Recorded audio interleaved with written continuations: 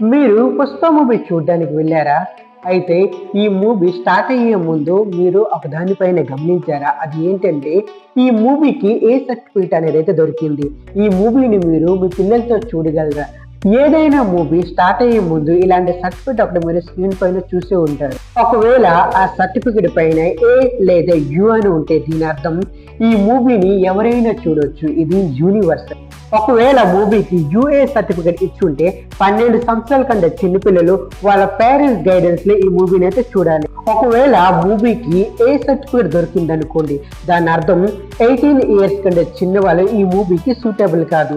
18 years కంటే ఎక్కువ ఉన్న వాళ్ళు మాత్రమే ఈ సినిమాని చూడగలరు. అలాగే మూవీకి ఎస్ సర్టిఫికేట్ ఇచ్చి ఉంటే ఈ మూవీ నార్మల్ మనుషులకు కాదు, డాక్టర్స్ అలాగే సైంటిస్ట్ మాత్రమే చూడగలరు. ఇలాంటి మూవీస్ చాలా రేర్ గా వస్తూ ఉంటాయి.